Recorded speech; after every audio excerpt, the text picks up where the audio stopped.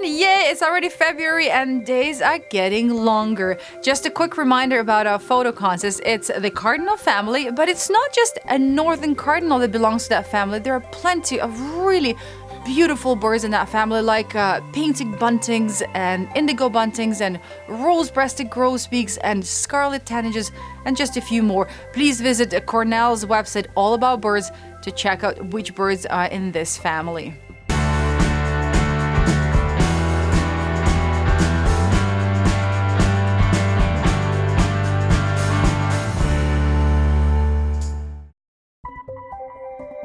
I don't know if you saw pictures of Newfoundland a couple of weeks ago. They had a true weather bomb, a horrendous snowstorm. People couldn't leave their houses. They were advised to stay indoors. So imagine if this is happening to people, what's happening to birds? How are they supposed to find any kind of food?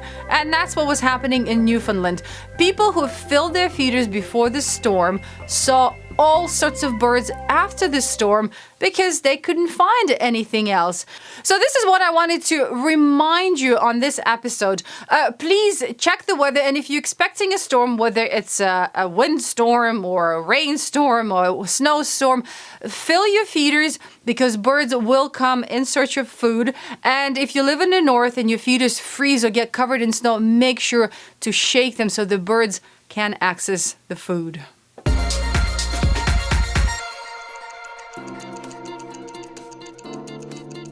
Boy, I would have loved to have been a member of the research team studying this problem.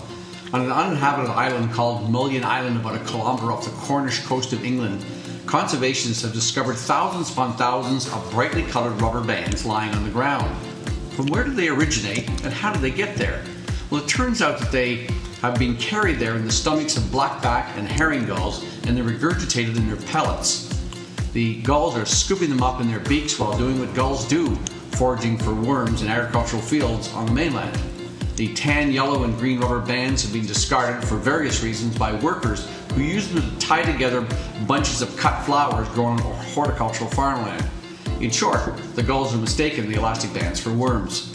When they regurgitate them in their pellets, which normally contain bones, teeth, and other indigestible parts in their food items, the non-dissolving elastic bands are discarded as well. Green fishing net and twine are also being found among the pellets. It's a good thing that the gulls do regurgitate these kinds of things in their food, otherwise the rubber bands would eventually end up impacting their bowels, likely killing them. And neither gull species can afford that because their populations are already declining. You know, it's bad enough that we 8 billion people are leaving our garbage everywhere, but making it easy for our feathered friends to distribute non-biodegradable forms of it in places where humans don't even normally tread is just a bit too much. Barry Price from Vancouver, British Columbia, was wondering why would chickadees line up fecal sacs on a branch? Hi Barry. I looked into your question as to why black-capped chickadees would place the fecal sacs from their nestlings all in a row in one specific spot on a large Douglas fir branch near the nest. For those of you who are not aware what a fecal sac is, they're tiny gelatinous bags of poop generated by the nestlings in many songbird species. Rather than let the feces accumulate in the nest to possibly create a non-hygienic environment for the young, or worse, generate an odor for a predator to key in on, the parents either eat the sacs for extra nutrition or they carry them away from the nest, often dropping them into the water. For the parrot chickadees in your yard, you suggested that they place the sacs nearby on a branch to attract insects, which the parents could feed upon or even give them to their young. Anyway, your question created quite a discussion among 4 ornithologists, all who have studied chickadees, and one in particular who wrote the book on the species. And none of them, including that top expert, Dr. Susan Smith, had ever seen this behavior in their birds. None believe that your chickadees did it to attract insects, but it was not ruled out. One suggested that the fecal sacs just happened to fall to that same location from a bird perched above the site. But I don't buy that. Dr. Smith suggested that maybe they actually put them there in storage to be consumed later. That makes the most sense to me. I don't know about you, but I cannot imagine my backyard without chickadees. They're such friendly busybodies, always aware of what's happening in the neighborhood, always chatty, a little bit gossipy, but so well-meaning. And guess what? other birds think the same way as I do. Chickadees are now known to have 50 different words in their song, and a few of those are used to warn other birds and creatures of danger in the area. In fact, the Chickadee was named for its warning call, and the more D's at the end of it, the bigger the threat. But what's more interesting is that nuthatches will listen to the chickadee's threat or warning calls. They will retweet it to all their relatives and friends in the area, but then they would go and actually check what all this threat is about. Once they've identified the danger, they will change their call to represent this threat, including different calls for different types of raptors. So you see, nuthatches will listen to their gossipy neighbors, but they will only get excited about the danger once they've verified all the facts. I guess there is a valuable lesson in that, don't you think? From November 2018 to May 2019, an experiment was conducted in the Indian Ocean using 169 wandering albatrosses equipped with radar detectors. Because of the transitory nature of these birds, researchers were wondering if they could use albatrosses as sentinels to detect boats that had their identification transponders turned off. Basically, boats that were probably up to no good. In the course of the 6 months, these birds covered over 18 million square miles. That's about 47 million square kilometers, always on the lookout for radar signals. In national waters, they detected 353 vessels, but only 253 of them were actually or had their transponders on, which means 100 boats were sailing in the dark close to shores.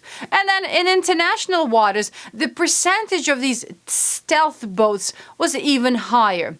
Now that the test worked out so well, wandering albatrosses all over the world will be equipped with these radar detectors, especially in the areas where fishing is heavily controlled to try and protect endangered species.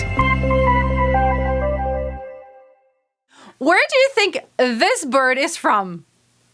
I had no idea what this bird was, but because of the shape of its bill, I guessed it was Hawaii. There's something Hawaiian about it.